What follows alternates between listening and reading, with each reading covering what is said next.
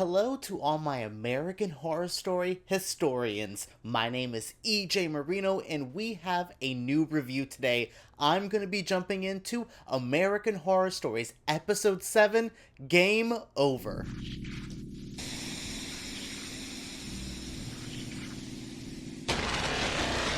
Whew.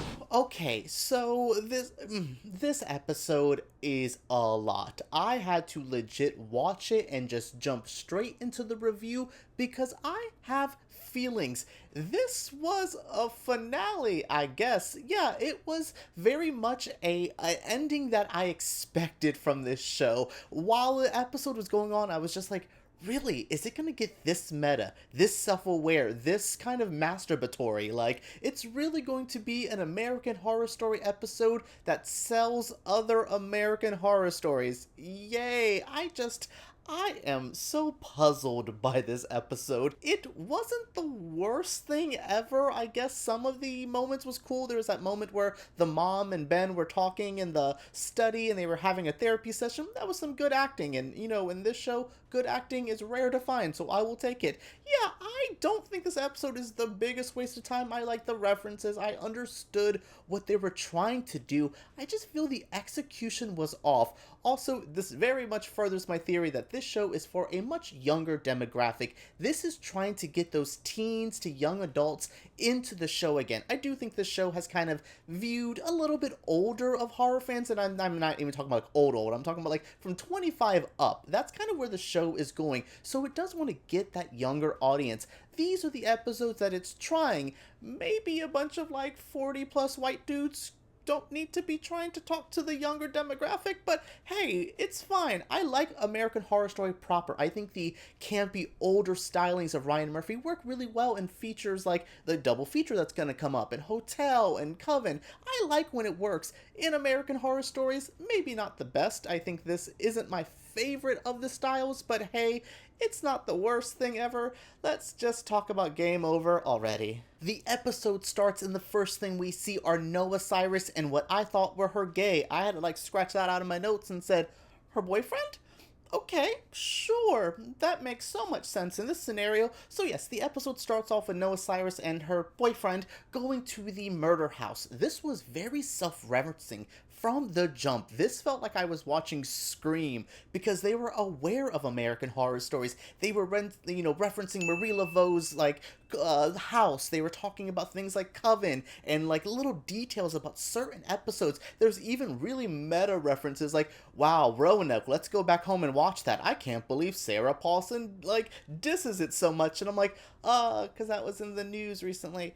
Oh yeah, so that's the theme of this episode, is very heavy-handed American Horror Story references and jerking off. I won't be too shady to this episode. I know people want me probably to like dive into this and go rah rah. No, I don't really care. So yes, there was something weird about this intro. It was just very video gamey. I was just like, why is this layered? It felt like the video game like Death by Daylight or Dead by Daylight. It's one of those weird, I play the Friday the 13th version of that. It felt like one of those where I was just like, why do I feel like I'm going through like a maze at like Halloween Horror Nights or one of those places? I was just like, why does this feel so layered and structured in such a familiar way while all of this is going on? I mean, they meet these like girls who are trick-or-treating, Noah Cyrus and her man. They're just going through, they meet the trick-or-treaters, they meet like Adelaide, they meet so many people. Infantata's here. Then all of a sudden, people like Twisty and people like the Pigman, I guess was in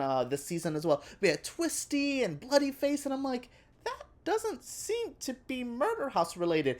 And then right when Noah Cyrus is about to get murdered, she glitches. We are in a video game. This whole intro, we spend a decent time with this intro, is just a movie within a movie kind of vibe. I was watching the stab to my scream, and I don't know if I was ready for that. I don't know if that's what I signed up for. But yes, we are playing a video game. A mother is trying to impress her son with a new video game. It's this like American Horror Story themed game where you play as a character and you have to survive and escape the murder house.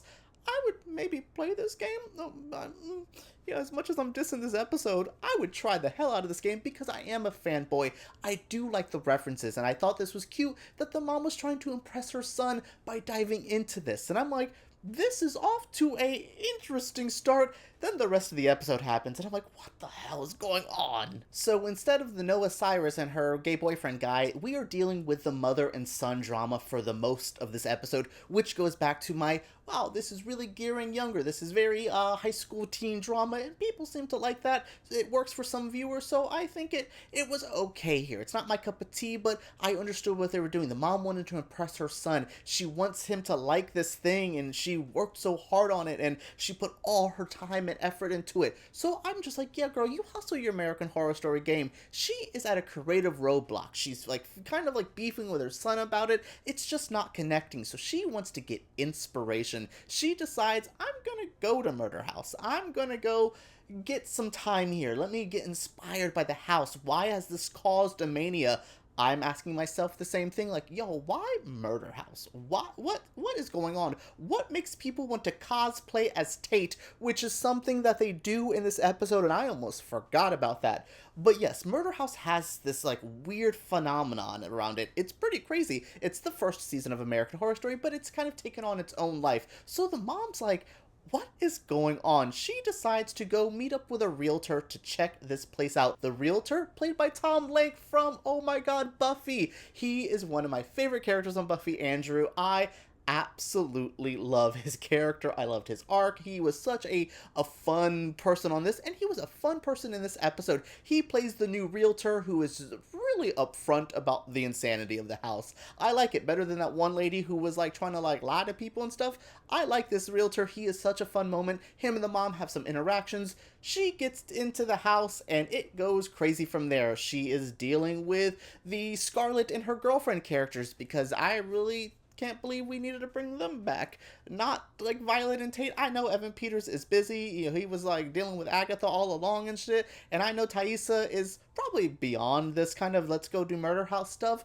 But yeah, I was just like, we dealt with these two people from, I guess, this show, and this show canon. It's American Horror Stories canon in the larger American Horror Story. This just opened up a can of worms that I didn't want to think about. Oh my goodness. We deal with this couple, and the girls are talking to the mom. You know, they're talking to themselves at first. The mom has to have a therapy session with Ben, and we see McDermott, and I'm like, yay, he's here. They have a good moment of acting. Those two are probably the most solid actors in this episode, and I really enjoyed their interactions with each other. They do fine. That was cool. So then the mom has to deal with the evil lesbian girlfriends, and I'm like, oh boy, and then they kill her, and she's stuck in the murder house, and I'm like, oh my goodness, what is going on? And then the episode keeps going, and I'm like, what is going on? The general theme of this review, as you can tell, is confusion. So yes, the mother has died in Murder House, but surprise, it's Halloween, she can leave it. She goes to deal with her son who's trick-or-treating. All of this family stuff, and I'm like, this is what we're spending time with? This is truly what we want to do with our American Horror Story episode? This mom-son drama?